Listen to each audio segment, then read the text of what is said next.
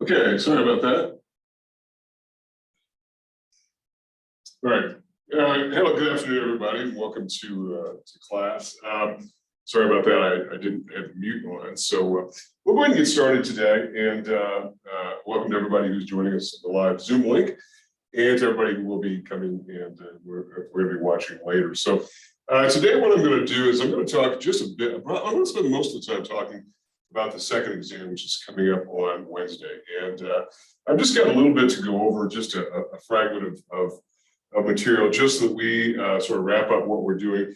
We're not going to get all the way through chapter 7.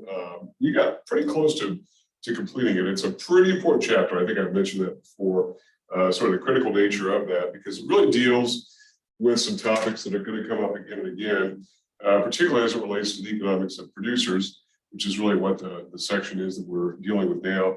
But even more than that, once we sort of move into talking about some other topics dealing with things like pollution and property rights and whatnot, this idea of cost keeps coming up. And so it's a really good idea to have a pretty firm footing in the area of cost. And I realize in looking at the graphs, it may look a little bit scary, and I get that. And one of the things I would encourage you to do is just to go slow with it and to sort of, follow along. Why does average total cost go down and it goes back up? Why does marginal cost go down and it goes back up? And we're going to see that the marginal will drag the average along. In other words, the marginal drives the average, and that's really the key thing that we want to sort of emphasize here, is that particular relationship. Okay, so today I'm going to cover just a few more topics on chapter 7. Really nothing new. I'm just going to sort of tie up some loose ends, and then I'll spend the remainder of the time talking about the second exam, which will be Wednesday, and I'll give you more details on that as we get to it. Okay. All right. So last time we talked about chapter 7, and it was dealing with the issue of cost, and in all its various forms, such as fixed cost and variable cost, etc. And we talked about the nature of that. And I did an entire spreadsheet on the board here that started with units of input with labor. And if you don't have that in your notes, I would probably urge you now to stop and go back and look at that from last Wednesday. We had quantity of input, which in this case was just labor, quantity of output, which we call total product. So we have inputs and outputs. And then we have those are numbers, and then we have the dollars that are involved in it, such as marginal cost. Marginal product, which is still a number, the marginal cost, average total cost, average variable cost, average fixed cost. And I gave you sort of a cheat sheet of all the formulas that you'll want to, and I think I put it on the side of the board here. All the formulas you want to know, they're in your book. They're all there in your e-text. But I just thought I'd put them together in one spot where you could get to them. And really, the math itself is not that complicated. It's really nothing that's all that serious. Excuse me, I picked up a bit of a cough here. Instead, what is really being emphasized much more than the math. The math is just simply the way that we sort of keep the score. What we're really interested in is, what are these relationships? What is driving one thing? What is causing another thing to happen? Because, as I've said a number of times before, there's no real point in us studying economics at all unless we can do something about economic problems. And so this is really what the key aspect of it is, the key driver of this. So one of the things we talked about was average cost in general. And that is, having talked about the problems of the averages before, that is, extreme values could throw averages off. And that, if you've got any particular average of particularly small set of observations, there may be no single observation that even matches the average. So that's an unfortunate sort of consequence there. But nonetheless, averages are important to us.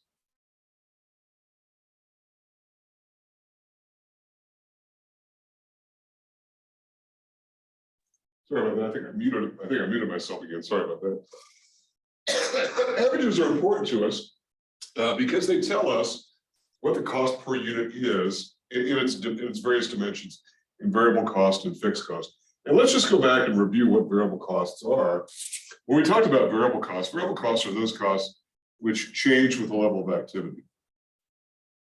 So which change, and the activity here is the level of output, whether it's a good or a physical good or a service, which change with the level of output.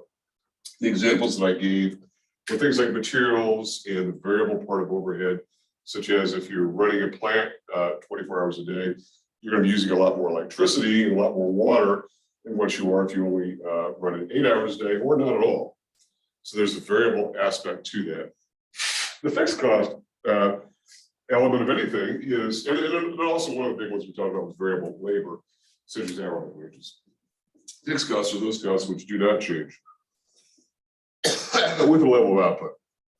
They are not expected to vary. And as a result, these are costs which oftentimes are considered startup in nature. That is, they're going to be there regardless of what happens with the level of output of the firm. So they're not going to be varied. They're not going to change. They're going to stay the same. And so as a result, things like salaries and things like rental expense and lease expense on equipment and things, interest expense, which I know can be a little bit variable, but it's usually relatively fixed as a percentage of sales or percentage of revenue. Things like insurance. These are all things which the big thing is they're not connected really to the level of production because they don't get tied in. You're going to have managers whether or not you're producing output or not. And by the way, managers and other professional staff who get paid a salary, that usually carries over into periods even when the firm is not even operating typically, unless it's a seasonal situation, which is a different kind of deal altogether. Okay, so those are the issues. Now, when we talk about average variable costs, we're talking about those costs we vary with the level of output, and we simply measure it by variable cost over total product. An average fixed cost then is fixed cost over total product. And so what is the total? Average total cost is simply average variable cost plus average fixed cost. Or it could also be another direction, that's total cost over total product. It's the very same formula essentially. Total cost over total product. If total cost is composed of fixed cost and variable costs, and the average variable cost is the variable cost over the total product, and the average fixed cost is the fixed cost over total product, then the total, which is composed of just variable and fixed costs, must be the average variable cost plus the average fixed cost. And we talk about average total cost, and this is going to come up more prominently after this exam this week. There's a part of chapter 7 I did not get to deals with the long run. We'll come back to that in a minute. But it's important to know because these are the unit costs. This is what it costs the firm to make X number of whatever, refrigerators, candy bars, sweaters, whatever the case might be. And if you might have asked yourself before, what would it cost somebody to make a pack of cigarettes versus what somebody has to pay for a pack of cigarettes, or what does it cost to actually produce a gallon of gas versus what we have to pay for it? Well, what you're really asking is what is the unit cost? What is the cost per unit to bring that thing to the market? Not the marginal cost, the cost to produce the next unit of output. And that can vary depending upon the level of output. This will change too, but it's based upon where you are now at a snapshot in terms of total unit cost. That is the total cost per unit of producing that output. Okay, so remember that there are fixed and there are variable costs. Now, the thing that I want to emphasize, and I said I want to hold off on a minute, but I want to come back to it now, is the idea of the short run versus the long run. And that is really essentially this, that when we talk about variable costs, we might be talking about costs which go from 0, we got total product that says 0, 1, 2, 3, 4, 5. And variable costs may go 15, 25, 41, 58, 67, whatever. But fixed costs are going to be whatever the fixed costs are, 10, 10, 10, all the way down. They're not going to vary with the level of output because they are fixed, at least in the short run. That's the important thing for us to know. In the short run, the definition of the short run is the time that it takes that you cannot alter any inputs. Much more on that as we progress into week 9. We talk more about that, and that'll sort of lead us into where we're going.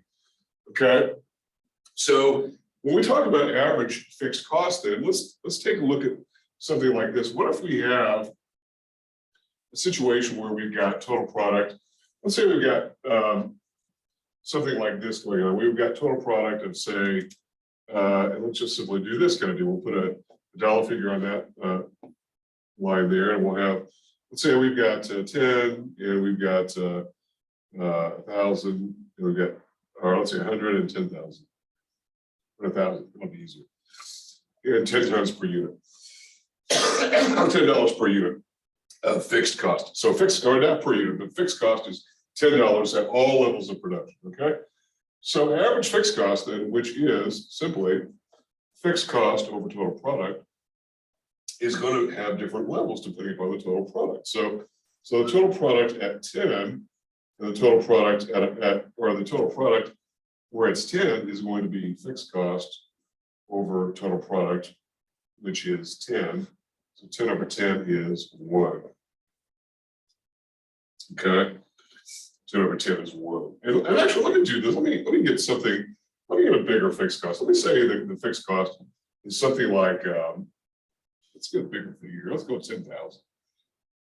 Let's go 1,000. Let's go 1,000. That'll be easier to work with. Let's go 1,000. That's a lot easier number to work with than $10. It's probably more realistic anyway. So you got 10,000 then, or 1,000, I mean, over 10 is going to equal what? Well, it's going to equal 100, okay? So total product is going to be, so average fixed cost here at 10, at 10 units of output is going to equal 100. Average fixed cost at 100 is going to be 1,000 over 100, which is going to be 10. And average fixed cost at 1,000 units is 1,000 over 1,000, which is 1. Okay. So what do we got going on here? We've got at 10, we've got this figure here. We've got $100. At 100 units of output, we've got a value of 10, and we've got 1 at $1,000. And so the average fixed cost curve looks something like that, and it becomes almost asymptotic as it approaches the axis, but doesn't ever hit. The reason it doesn't ever hit is because there's no zero value here. You can never have a zero amount of fixed cost, and if you did, it wouldn't make any difference anyway. So, okay.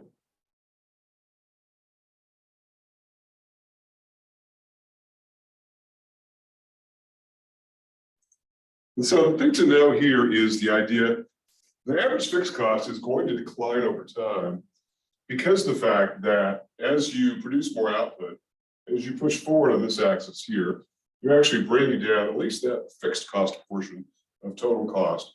In other words, you're spreading that portion of fixed cost out over many more outputs, units of output. And so as a result, if you're producing 10 million units, the average fixed cost per unit, assuming the fixed cost of 1,000 hasn't changed all the way down, is going to be minuscule. It's going to be pennies on the dollar. It's going to be a very, very small figure, right? So if it's $1,000, it's going to be $1,000 for all levels of production in the short run. Now, in the long run, we're going to say all costs are variable, but for right now, we're not really worried so much about that particular relationship. In the long run, yes, all costs are variable because all inputs are variable because we can mix up the input factors over time. That is, if you've got 4 managers, maybe over time you go to 8 managers. So these things can change. But in the short run, which is defined as the time in which no inputs are mixed up, everything, the fixed costs are indeed fixed. Okay, so in the very short run, where you've got no opportunity to really change inputs, you do have fixed costs. And oftentimes we do sort of live in the short run. Obviously, long run planning is a different story where you might think about more facilities over time, more office space, more rental units to store things, and more equipment, more managers, etc. But in the very short run, those are not considerations. But this is really the beauty of big production, is the idea of being able to drive down these particular unit costs, at least this portion of unit cost, particularly when the firm has lots and lots and lots of fixed costs. $1,000 is not a particularly large dollar amount here. But what if you put 6 zeros on the back of it? You're starting to talk about some real money. And if you're talking about big amounts of output, you're really driving down that portion of unit cost over time as you produce more output. And this is going to be a recurring theme as we continue in this class. And that is the idea that as we produce more output, bigger seems to be better. And I know this is not what everybody likes to hear, but when we say better, it just means cheaper. I think most of us know that it's cheaper for us to go to the store, go to Target or Walmart, excuse me, and buy a bar of soap than it is to make our own. We can make our own soap if we like, but why would we want to do that? It would cost us more to do than what simply the price to be paid would be. It probably takes us what, maybe 10, 12 minutes of our work lives in terms of wages to buy a bar of soap, maybe less, I don't know, maybe more, I suppose. How long would it take us to make a bar of soap? A long time, you know? And I know there are people who, I've got an uncle who makes his own wine and whatnot. He enjoys doing it. That's kind of more of a hobby. It's not the business of making wine. There are people who do that, people who grow their own tobacco and whatnot. And I think that's, and if they do it for a business, that's one thing. But if oftentimes they do it sort of as a hobby, and usually you're probably better off just simply buying the good. And that's really a feature of modern market economies, is the idea that you could drive down the price of these things. That is the exchange value in the market to pretty reasonable prices, because of the fact we produce so much, just mass produce these goods, that it doesn't take that much per unit to make them, at least from the variable cost of the fixed cost portion of that. And to the degree to which a firm has lots and lots of fixed costs, that is lots of people on salary and lots of machinery, this is a big, big deal. And there are a lot of firms in which that is the case, where most of the costs are fixed. I think in financial services, most of the costs are fixed.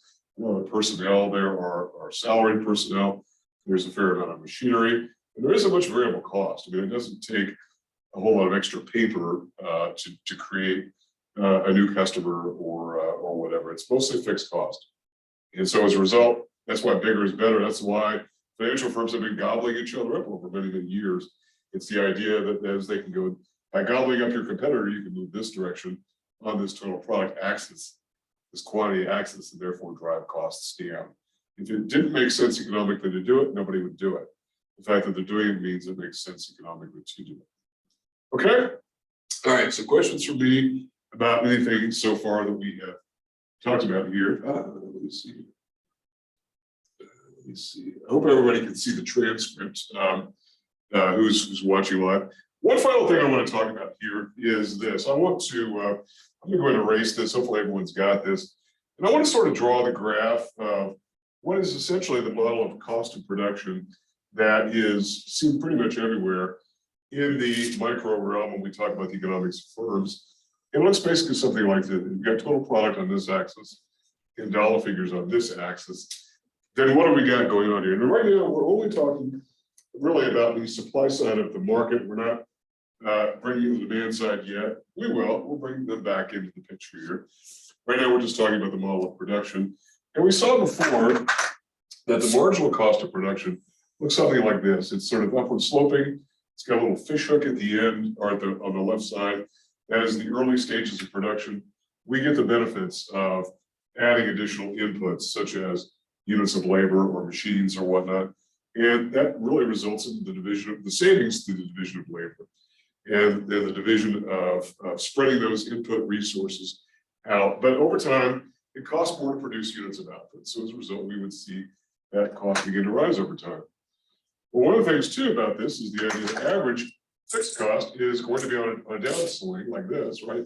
Average fixed cost has got really nothing to do with marginal cost. And the reason why is because if the fixed costs don't vary with the level of output, the marginal cost is all about varying the level of output, but average fixed cost is irrelevant to its connection to marginal cost. So we want to sort of disconnect that particular, any kind of idea that we had in mind that they were connected, because they are not.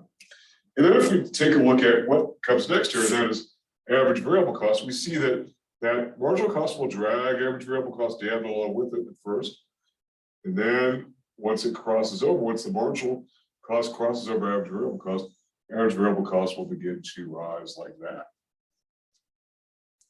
And it will hit it at its minimum point. And that's, you want to know this because there is a question on the exam about that the marginal cost curve will always hit the average variable cost curve at its minimum point. And this is not simply by accident, this is simply by mathematics. And that is the idea that once it crosses over, it drags it in that direction. So what was the example that I gave in class of marginal driving the average? And I think the example was of grade point average. If you got a 3.0 grade point average, and going into your final semester, you get a 3.8. Well, that 3.8 has crossed over 3.0. It's going to drag it up. It's going to drag it up along with it. If you get a 2.5, it's going to drag it down the other direction. It's not going to drag it as much in the final semester because all these averages go all the way back to the first unit of observations, your first grades that were reported. Just like in the case of average variable cost, it's not going to drag it until it crosses over. Once it crosses over, it's going to drag that up along with it. Okay? And then when we talk about average variable cost, well, remember, we've got two components of unit cost on average, and that is average fixed cost and average variable cost. Well, then let's put average total cost in the mix. And average total cost looks something like that. And by the way, this corridor between average total cost and average variable cost is average fixed cost. Why? Because it is simply the mathematics of this. If average total cost is composed of average variable cost plus average fixed cost, then what is the difference between these? Well, in other words, the difference means ATC minus ABC equals AFC. So in other words, this value here at any level of TP, total production, exactly equals the distance between this and this, this and this, this and this. Remember, these costs are dollar figures, and so it's the vertical distance between here and here is the same as this, here and here is the same as this, all the way across it. So if average fixed cost goes down over time, for the reasons that I talked about, this idea of scaling up, and we'll get to that a bit later, then this corridor will get smaller as these two components get closer to one another. They are asymptotic as well. They can't equal each other. The only time they can equal each other is if average variable costs are zero, in which case, if they're zero, we wouldn't have an average variable cost curve. And I don't know of any firm that produces anything that can have average variable cost of zero. I mean, maybe somebody could point me out an example, but I just don't know what it would be. I think they've all got to be. They've all got to have some sort of cost element to them, from both variable and fixed. In fact, I don't see how any firm gets out of fixed cost, to tell you the truth. Even if we leave the accounting realm and simply add opportunity cost, there's got to be some sort of fixed element to whatever it is you're doing. Even if all your costs are variable, like you are, like I know sometimes people sell hot dogs at baseball parks and whatnot. They've got to pay for the hot dogs and then return the hot dogs back to them. And you might say, well, there's no fixed cost involved in that. They pay $1 for a hot dog and they sell it for $2 or whatever it is. I'm sure it's higher than that. So there are no fixed costs at all. But aren't there? Because couldn't that person be doing something else? Maybe working at somewhere else, earning $12 per hour, 13, 14, whatever, versus what they're earning on the difference between the sales price of a hot dog versus the cost of them of a hot dog. And I don't know how it works at Ice Stokes Park. I simply point to it because it's like right there. I'm like, I can see it from here. I know that a lot of these vendors will have to pay for the goods either up front or after the fact. Usually up front, I think, is the way it used to work when I was younger. And then you would simply come back for more, and then you would keep whatever you didn't have to pay for. So okay, all right. So that's the basic model of this. This is something to get familiar with and get to know and to be comfortable with, particularly this idea of where marginal cost comes in here. The marginal drives the average. And it isn't just the average variable cost, it's also the average total cost, because average total cost is an element, or average variable cost is an element of average total cost. Now, so is average fixed cost, but as we've seen before, it is disconnected because it has nothing to do with the level of output. And that's really the definition of fixed cost in general. Now we will see, and I will talk much more about this idea of, the idea that in the short run, these relationships are true. In the long run, they will change. They will be something different over time. Okay. All right. So what do we want to say here with regard to this particular kind of value? If you go back to your particular graph that we talked about the other day, it was the spreadsheet that we talked about. The lowest point on average variable cost was $5. So as a result, when marginal cost crossed at $5, it began to pull up average variable cost. And at average total cost, the lowest unit was $7.50. And so as a result, you go back to your graph, and at $7.50, and this translated that to what levels of production. It was, let's see, 10 units of production. And it was 10 units of production. I think it was, let me see here, 13 units of, well, it looks like it was 10 in both cases. So you get the idea, it hits it. And this is sort of, it probably should not have in this case. I think I made a mistake here when I did. 7, 6, no, I think it's 13 units actually. So what you're talking about is the idea that it hits at the minimum point and it drags it up from there. So marginal cost will always hit the average variable cost and the average total cost at its minimum point and will drag it up from there. And by the way, it's as we go between 10 and 13, and it's as we go from this to this. So this is not really drawn to scale. I realized that the confusion there was a little bit because my spreadsheet was pointing me toward the same value. That's why as we go from one to the other. That's what marginal cost is as you go from one incremental level to the other.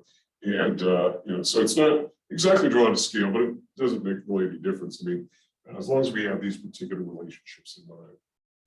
Okay. All right. So I think that is all that I really wanted to go over today. And it's nothing really terribly new versus where we have been in the past here. And so what I want to do now is simply let's sort of bring the screen over here a little bit here. Again, so over here to see me, okay? And hopefully everybody can see me, because I want to talk a little bit about the exam that is coming up on Wednesday. And if you want any more of this, I'll leave this up here, but if you raise your hand or whatever, want me to swivel back, I will. But I've got the exam is done. I wrote it last week, and it's up on my screen here. And I just want to go over what to expect for the exam and what elements to look at. So let me see here. So we're covering on this exam. Exam 2 is going to be available in Brightspace on Wednesday after class. And I will, assuming we don't have another weather-related incident, I'll have a Zoom link open for you. And I'll be here during the class session, 1:30 to 2:45 on Wednesday. So if you have questions, you want to pop in and ask a question, feel free to do so. As I indicated last week, I'm not going to record the session. I don't think it's particularly useful to do that. And I don't want anybody to feel self-conscious that they're talking about something and everyone is hearing their question. Not that you wouldn't do that in a regular class session, but we've sort of been discouraged from doing that. So it's going to be on Wednesday, and it'll be available through Sunday, 11:59 p.m. Sunday, which is the 6th. So 11:59 p.m. it goes away. So you want to make sure you get done with it in that time. You'll have 90 minutes to do it. And it should be more than enough time to be able to complete it. And there are going to be 40 multiple choice questions. 40 multiple choice. And so it's exactly the same as before. Nothing has really changed with regard to the precise format that we did last time. It's going to be the same. It's going to be multiple choice questions. I suspect most people want to do it in Brightspace. But if you want to take it in class, I would say if you want to do it in class, let me know though, so I can print one off for you, because I don't have any printed right now. I have to run upstairs to do that, which is no big deal. I have no trouble doing that, but it might help me to know ahead of time so I can print it in my office and bring it down to, I'm just right upstairs. In fact, I'm just right almost immediately right above us here. So I can bring it down for you. Or if you want to take it at one of the testing centers, let me know.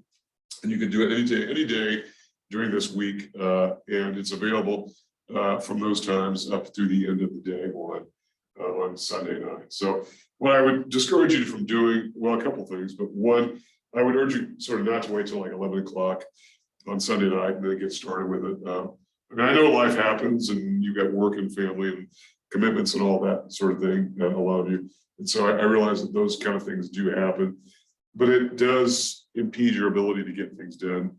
And they have the time to concentrate. And this is an open book exam, obviously. So you're going to sort of handicap yourself if you do wait till the very end. Also, I know that the first exam, I think a number of people had taken the exam on either like an iPhone or an Android or on a tablet. And I would say I would urge you not to do that, particularly the phone. I just don't think you get a very good connection, and you don't see it very quickly. And I don't think it's very fast either. Obviously, all the hardware differs out there, but I would urge you to use a computer. A laptop is fine. A wireless connection is fine. There's no problem there. But I think some of these other devices, I think it could be even a power issue, that sort of thing. And because I think if you get disconnected because you've timed out or you've lost power, I think it's hard to get back in. I don't know if you can get back in at all. So I would urge you to get in front of a computer to do that. That would be my strong advice. Okay. All right. So the chapters that are going to be covered are only a little bit of chapter 3, and that deals with price controls. And so in talking about price controls, one of the things that we talked about, we said that we have 2 main kinds of price controls. Price, and it's just the price controls. I think in tax incidents. I think there's only one question dealing with tax incidents on the exam, and there are like 3 or 4 that deal with price controls. And price controls, we have 2 kinds: price ceilings, and we have price floors. Price ceilings, don't think about ceilings being up there. Think of them being low, that is below the equilibrium price. And remember who the protection is for. The protection is for the demand side of the market, because the demand side feels like the price of the good as market determined is too high. And so as a result, government steps in to limit the price. And one example that we talked about, which is really the classic example, is that of rent control and rent control housing, where it's usually local or state, but usually local governments will impose a cap on the rent that can be charged. It's usually like on a per square footage or per unit or per bedroom usually. So oftentimes it's square footage. And then it's a cap, but it creates a shortage. And so you want to know that price controls or price ceilings, if they're effective, that is set below the equilibrium price, will create a shortage. The other kind of price control is that of a price floor, or don't think of a price floor being down here, think about it being up there, where the sellers, in this case, it's the supply side, it feels like they need a higher price, and so government will prop the price up. It's called a price support, and it's often found in agricultural output, where government will prop the price of a good up artificially in order to reward or to protect the supply side. Because sometimes the supply side will say, we can't produce any output at this particular price. If we don't get a higher price, we're just not going to produce oats or wheat or whatever, whatever the grain or cash crop is, we're just not going to do it. So as a result, government will step in order to alleviate that particular price pressure. That does create surpluses, however, because obviously sellers are motivated to overproduce and buyers are undermotivated to demand. And so one of the problems is sometimes the government will actually buy up the surplus. So those are the sort of the downsides to price controls. Okay, and then one question deals with this whole idea of cheating by, particularly in the case of price ceilings by landlords. And I went through the myriad numbers of ways that the actors can get around these price controls. Even in the case of price ceilings, even in the case where the demand side is seeking to be protected, you can have people who want to cheat by saying, okay, well, if the rent is $1,500 and that's the maximum mandated, I'll pay you $2,000 and I'll just make you $500 in cash every month, and thereby you rent me the apartment at the rent that you would have charged in a free market. Well, that's fine, except for the fact that it does not protect the people it was expected to protect, and it defeats the very purpose, and it's largely illegal. And then sellers can do the same thing as well by extorting that particular kind of arrangement. So the demand side ends up sometimes not really being that protected at all. Plus the whole idea of not taking care of the property and whatnot. Those are all particular examples, okay, of some of the downsides to price controls. So most economists will argue that price controls are a bad thing. And some going so far as to call the minimum wage a price floor, propping minimum wage up above the equilibrium price. For the longest time, I think most economists would say, yeah, there's sort of evidence of that for the lower skilled level of the labor force, where if you are paying somebody $15 per hour who's we've got very few skills, which a lot, I mean, we all start out with no skills. I mean, don't get me wrong, it's not any kind of a judgment of low skilled labor. We all start out with low skills, particularly if we're in high school doing a job. And, it's not really our main gig. We're not trying to support, other people usually. But the question is, does that warrant a minimum wage that may be elevated? And will an employer not decide not to employ as many of those workers as before, thereby increasing unemployment? So a wage floor is a form of price floor, the minimum wage. Now, for higher skilled workers, it usually has no relevance. If you're an engineer, $15 per hour, you're not even going to consider that as a wage. So, or even like nurses and other sorts of occupations. So it's got to be what's called an effective price floor in order to make sense. That is above the equilibrium wage. Okay. The other part of this, there was one question I think dealing with tax incidence. This is the idea of who pays the goods tax on a good, and it goes back to the idea of elasticity. Actually, I think this might have been in chapter 5. To tell you the truth, even though it's a form really of control, of price control, really, I think it goes to chapter 5. It doesn't matter; it's on the exam, but it may not be in chapter 3. It's who pays the tax on a good, and when we say tax, we're talking about a goods tax, and that is a tax which is levied on the sale of a good, usually at the retail level, and it's either sales tax or an additional add-on surtax like an excise tax or special purpose sort of tax. Who pays it?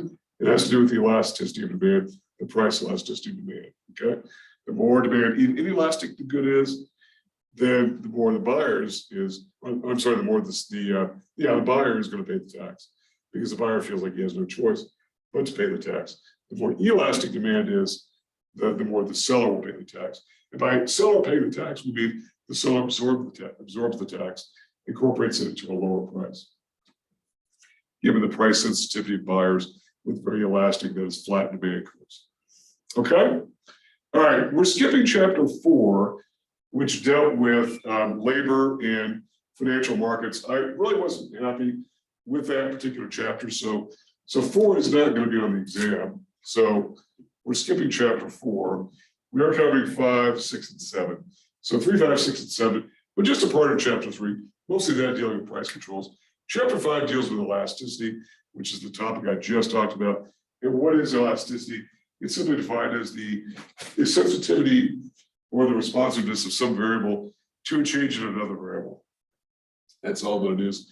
And the one that is the most prominent is the price elasticity of demand. And that is the idea that it's the percentage change in the quantity demanded of the good divided by the percentage change in price. And I gave you a couple of different formulas in class, and you'll have some very, very small calculations to do. They won't take long, and in most cases, the calculations are done. I think we've got about 2 or 3 questions where I'll give you the percentage change in price and the percentage change in quantity demanded. So you won't really have to calculate anything, just to sort of compare and to know what's going on. I think there may be one that you have to calculate, but it's going to be very, very simple in order to do. It shouldn't take very long at all if you're familiar with what's going on, what's being asked for. So that's what price elasticity of demand is: the sensitivity of the demand side to a change in the price of the good, either up or down.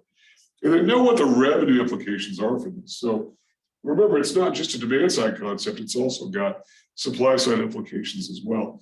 If demand is very price elastic, that is very price sensitive, then lowering the price of the good is going to increase revenue. Buyers are going to respond to that. They're going to say, okay, good. That lower price, I'll buy more of that. That's good for me. I'll buy more, that will increase total revenue. If in fact you lower the price of the good on inelastic demand, then the demand side is still going to buy the same dollar amount of it. They're just, or the same unit amount. They're not going to buy any more units because of the fact that they're relatively insensitive to price anyway. And so, it doesn't, they're not going to buy more of it. Just like goods which are very inexpensive sometimes are, in addition to goods which are, goods which are very inexpensive, like salt and matches, even if the price were to fall substantially, I mean, you probably wouldn't run out and buy, a whole case of salt, for instance, or, big boxes of matches. It probably wouldn't be something you would do because it's so inexpensive. And yes, you're fairly insensitive to the price, but you're probably not going to behave that way usually. There are exceptions, but for the most part, we know that those exceptions are washed out by the overwhelming observed behavior of the rest of the demand side. Okay, and the other case is when demand is elastic and the price goes up, then the total revenue will go down because the demand side will leave the market. They won't buy as many units. Not buying as many units means less revenue for the seller. When the price goes up on demand that's inelastic, then the revenue will actually go up because, again, the demand side is going to keep paying the price. They're insensitive to the price, either because they've got to have the good or because it's so inexpensive it doesn't make any difference anyway. So, okay. Just like newspapers in the stand, I mean, for a long time they were reluctant to raise the price. And once they did, it turned out people thought, well, it's not that much more expensive to go from 50 to 75 cents. And so as a result, the sales didn't fall that very much. So, you know, they don't make that much in revenue on the newsstand sales anyway. But also the buyers were relatively insensitive to that. I think it's even gone up since then. Okay, also know about flat versus steep demand curves. A very flat demand curve implies price elasticity. That is a ratio greater than 1. Remember that calculation for the price elasticity of demand has us comparing it to the value of 1. That's why we take the absolute value. Because we're never going to get a negative figure, and all negative figures are less than 1, positive 1. But if we take the absolute value, then we can compare it, whether if it's 0.5, then it's less than 1. So we know that it's price inelastic. If it's 2.3, then it's elastic because it's greater than 1. So you want to know about that particular kind of relationship. 1 is simply the proportional constant, isn't it? That if you're talking about the percentage change in something, divided by the percentage change in something, if they're exactly equal, that percentage change, then it's going to be 1, right? Anything divided by itself is going to be 1. And if it's a positive divided by a negative, it's going to be a negative. If it's a negative divided by a positive, it's going to be a negative. So we just get rid of the negative sign and call it absolute value. But that's the only one of the 3 elasticity measures that we've talked about that we will do that, because for income elasticity and for cross price elasticity, we don't do that because we are concerned about what the value is, negative or positive. Okay. And we might as well talk about income elasticity. Income elasticity is this responsiveness of quantity demanded to the change in the person's income. And I think there may be only one question at most about that particular ratio. But we have a couple dealing with cross price elasticity where you're given 2 goods and you're given the actual ratio of the cross price elasticity. That is the sensitivity of the demand, quantity demanded of one good in relation to the change in the price of some other good. And if it's positive, then we know the goods are substitutes. If it's negative, we know they're complements. So if you're given 2 goods like Coke and Sprite, I think might have been the examples, then are those complements or are they substitutes? And you just have to know based upon what the ratio is, okay? And what they're going to get. But substitutes, again, are those goods which can be interchanged or swapped for another good in some kind of buying decision. Oftentimes price is the determination. Complements are those goods which go together in the purchase decision because they are used together or they make sense to go together, okay? All right, and that sort of does what chapter 5 is about. Chapter 6 deals with utility, okay? So utility, we said, we talked about, this is the first of the variables that we talked about concerning marginal utility or marginal values in general. And we said that marginal utility was the change in total utility divided by the quantity consumed of the good.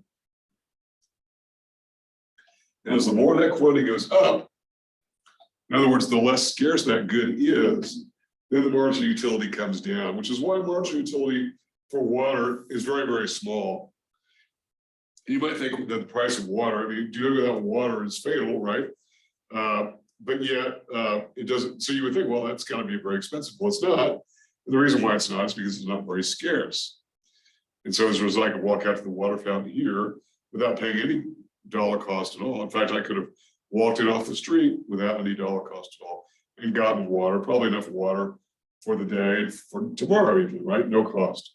Because the scarcity of it is not that severe. If it were severe, then I suspect it'll be something different. We talked about this idea that if you were hiking in the woods and you suddenly you're out of water, and you suddenly come upon a general store, and you're probably willing to pay quite a lot for a bottle of water, right? But the next bottle of water, probably not as much, and then probably not as much for the next bottle of water, because it no longer becomes as scarce. And we talked about this idea that enough of a good is enough. Okay, so you want to know what that is versus total utility, which is measured in utils. Utils being the sort of hypothetical unit of value, which differs between all of us. We all get different amounts of utility from consumption of goods, and some of us get no utility from some goods whatsoever, because it's not something that's in our consumption bundle. That is that collection of goods that we routinely, buy from, right? If I don't watch soccer on TV, then I don't subscribe to the soccer channels. So I could care less if Manchester is playing Leeds or whoever, right? I think those are two teams, right? I don't follow soccer, so I don't buy the soccer channels. So it's not something that I want. I get no utility from it whatsoever, so I'm willing to pay zero for it. If I were, however, if I did get utility, I would do that. It's nothing against soccer, it's just that I'm not a fan. So you got to get the idea there, right? Okay. What else do we want to say with regard to utility? We talked about marginal utility per dollar, and that is we're taking the marginal utility to the price of every good, gives us an indication of how much we are willing to spend on that good based upon how much utility that we get from it. So what justifies the higher price of any good is the higher marginal utility we get from it. And so we talked about something called the diamond water paradox.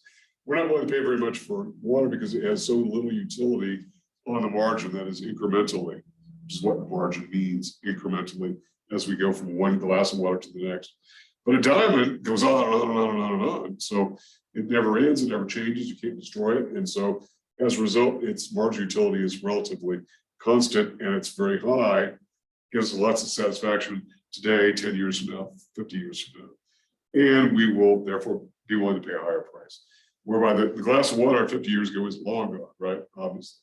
So you get the idea that it's about the marginal utility that we get from consuming a good, and then that justifies the higher price. We also talked about this equality between marginal utility to price for every good in the consumption bundle, that ideally the optimal consumption bundle, that is the optimal collection of goods that a consumer will buy, is that where the marginal utility divided by price is the same for all goods. And obviously that bundle can be expanded as income is expanded, so the budget line pushes outward, right? The budget line is simply a hypothetical constraint that is caused by someone's income, which we are going to assume is relatively fixed. And making that assumption is usually a good assumption because most people's incomes are relatively fixed.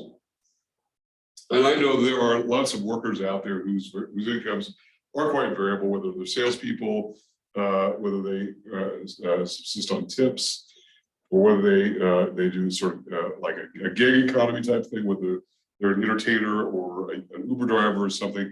Yes, they're going to be variable. That is out there, but for the most part, though, I think most people who do that sort of work usually have to have a certain minimum in order to keep going.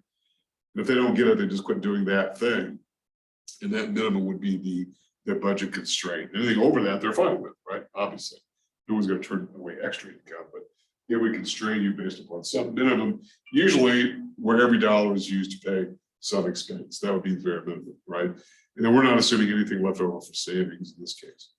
Okay. Okay. Chapter 7 dealt with cost and the entire issue of cost. We got into lots of definitions, lots of equations. Total product, which was the total output, which is not the same as Q that we saw before, but it really is the idea of what is a firm producing in a given time period. And we are talking now about the economics of business firms, beginning in chapter 7 and through chapter 8 and 9 and all for some time. And chapter 6 deals with economics of households and their role as consumers. We'll return to them later in chapter 14 in their role as providers of labor. That is, in the role of consumers, they're on the demand side. And when it comes to the providing of labor, they're on the supply side because they supply their work to firms, which are definitely on the supply side. So we have to recognize that there's demand and supply, both with firms and with households. And then firms can do demanding as well when they demand labor. And also other goods from other companies as well. So chapter 7 deals with this idea of total product, what is being produced. The marginal product is simply that change in total product, given the change in some input factor, whatever it is. The example we gave was labor, but it could be materials, it could be machines, it could be whatever. It could simply be time and some sort of composite of all those inputs. But just to keep it very simple, we just used units of labor as the input, and then we talked about those particular costs. And I know about the difference between fixed and variable costs. Fixed costs do not vary with the level of output. Variable costs do, and we just talked about what some of the examples of those are going to be. And then average cost, I also talked about what some of those are. In fact, I've got that equation still up there. Average total cost equals average variable cost plus average fixed cost. The averages are simply going all the way back to the very first unit of production and simply dividing the cost by the output level. And again, and I said this many times before, but now I'll go on saying it. Everywhere in economics, you have a dollar figure either multiplied or divided by a number, you're going to get a dollar figure. It's always going to come out as a dollar figure. That's sort of the trump value is the dollar figure. Okay. And you want to be familiar with that graph that I drew up on the board, just the idea that the marginal drives the average. I think you want to be familiar with what that is.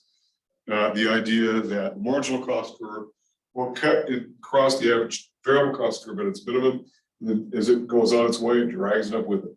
And same with average total cost. And average total cost, and then the difference between that and average variable cost narrows over time as the firm produces more units of output. Okay. All right. So let's see. What else do we have here? I'm just simply looking at the exams. So, if I leave the camera space here, I apologize. I just want to be able to see this a little bit better here. Let me see here. So you wanted about who's, I think I talked about this, who's responsible for being, and the word in the exam was discontented. That was when it comes to price controls, know about who is requesting the price control, whether it's the demand side or the supply side. If the price is considered too high, then clearly would be the demand side is not happy. They want lower prices, and so they ask for a price ceiling. When the price is too low, it's the supply side doesn't like it, and so they want a price floor to prop that price up. Okay. All right. Let me see what we got here. Again, know what equilibrium is. We talked about some out of equilibrium conditions, particularly when it comes to the last part of chapter 3, where we talked about surpluses and shortages as being out of equilibrium conditions. But know again what equilibrium is. It's the point at which the quantity demanded equals the quantity supplied. That's when the market is stable and it's in equilibrium. Okay, let me see here.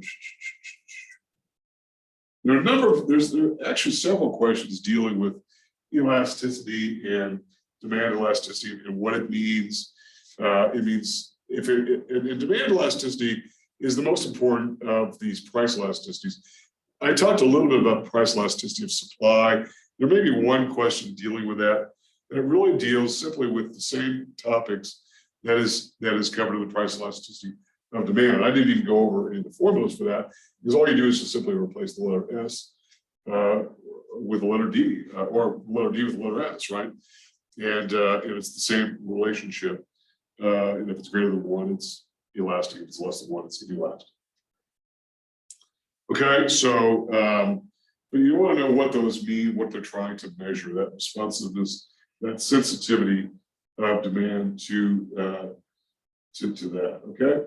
Also, you want to know about if there's a price increase or decrease, what that does to revenue given the elasticity. I talked about this earlier, this idea that in revenue, it's got a supply side implication as well as demand side implication that you want to know about. So you want to be familiar with that. Okay. Okay, let me see here, but I'm trying to, there we go. Now I've got something on the screen where I can see both. Okay. Let me see. Oh, you want to know about unit elasticity? We talked about price elasticity of demand and price inelasticity of demand, but know what unit elasticity is? That's where it equals 1.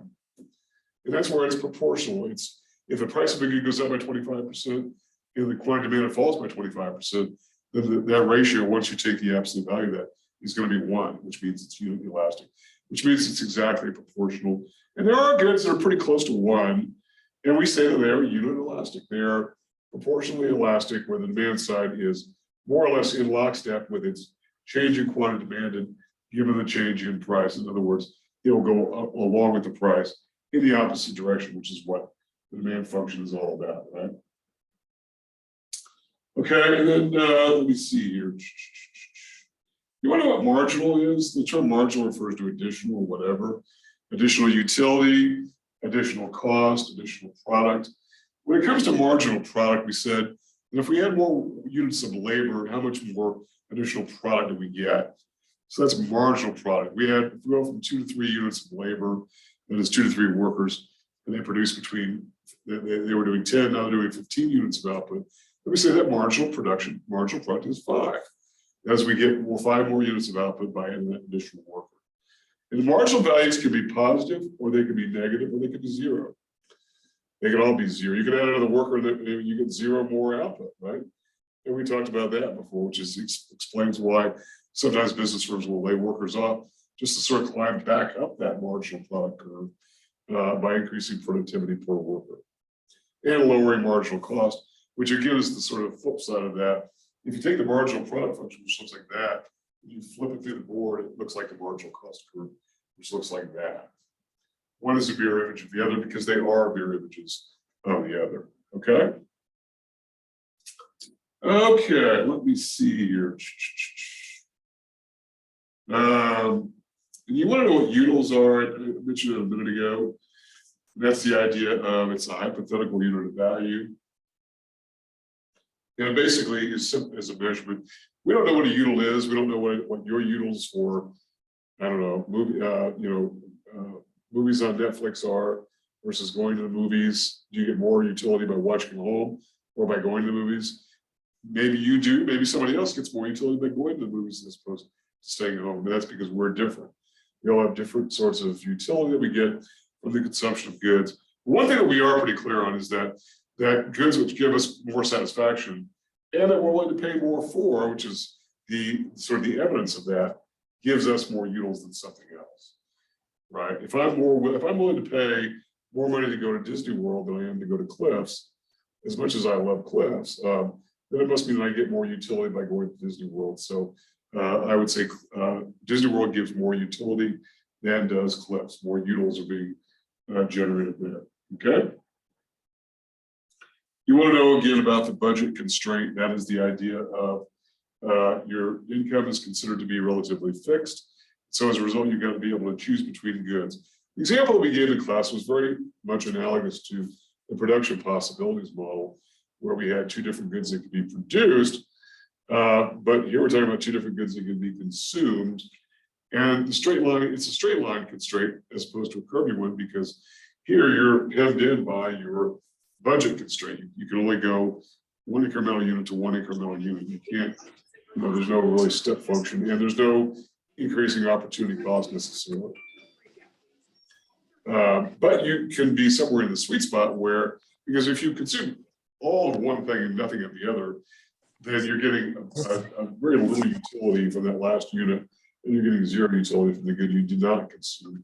So I guess the variety is the spice of life is the notion there. And by the way, as I mentioned in class when we talked about this, it's not just the example of 2 goods. You could take however many goods are in someone's consumption bundle, and you could create a hypothetical.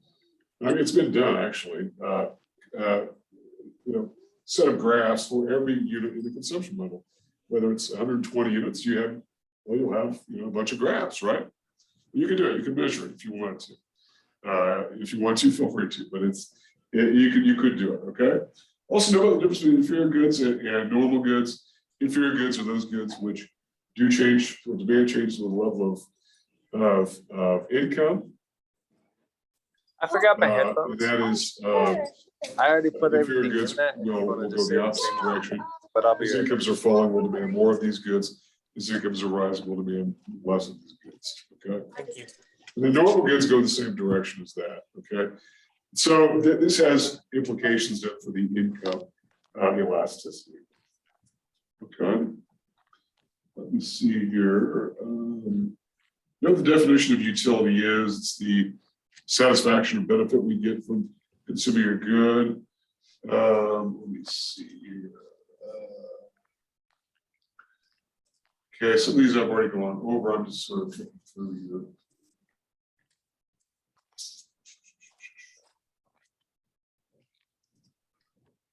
Hold on just a second. So there'll be some examples of a particular kind of cost. You'll want to know, is this a variable cost or is this a fixed cost? And it'll be pretty obvious because again, go back to the definition of what a fixed or variable cost is. Does it relate to producing goods right then and there? Right? If it's rental expense, it will not relate to that, right? Because you're going to pay the rent whether or not you produce the output or not. If it's hourly wages, it's going to definitely be related to the production of goods right then and there because it's being used in order to create goods. Okay. Okay, let me see here. There's a couple examples. There'd be a couple of tables where you're given different cost values. You want to plug in the values. Just go look at that spreadsheet that I created in class. I didn't recreate it here just in the interest of time and sort of limitation on board space. But just simply know what these relationships are. Your book has also got numerous examples as well. Chapter 7 is a deep chapter, and I mentioned it to you at the outset. So be sure that you are looking at chapter 7 and are very familiar with what's going on there because it's really an important chapter. It means a lot in terms of where we are going in this class. Okay. All right. Let me see here. Know the marginal cost curve is generally upward sloping. We want to know that. And let me see here. And then there's at least one graph that will deal with this particular graph here. You want to be able to identify what these are. But then again, you'll have your text you'll be able to use, any notes you took during class, you'll be able to use. All the PowerPoints have been presented. And so you should have those all by now. And I think that is really all that I have to talk about with regard to the exam. It's a little bit early. We've got about 9 minutes left, and I can certainly take any questions anyone's got if you do have questions for me. And I don't think I have missed anything important. I've got the exam up in front of me here, so I can see it. But let me just take a little quick gander here since we've got a couple minutes. Okay, well, so anyway, if you do have questions, let me know. And also, I'll be available on Wednesday, with an open link. So feel free to get with me either before or then during class if you do have questions. 1:45. Hello? Hello? And I'm sorry, somebody's talking, I can't hear you. Okay, I can't hear what you're saying. So maybe you could type in the chat box. Or maybe you're having a conversation going on. Okay, well, I can generally hear you, but I can usually hear you on the microphones. But okay, well, get with me after class if you would. And this video will be available here very shortly on YouTube. It'll be a YouTube video, so feel free to look that up then. So anyway, sorry about my voice. I got a little bit of a cough and I've sort of got it, and so I don't think I'm sick or anything, but that's going on. But I think that'll do it for today, and I will see everybody on Wednesday and look at the exam in Brightspace and get with me if anything arises and you have any questions for me, and I will see you soon. Bye.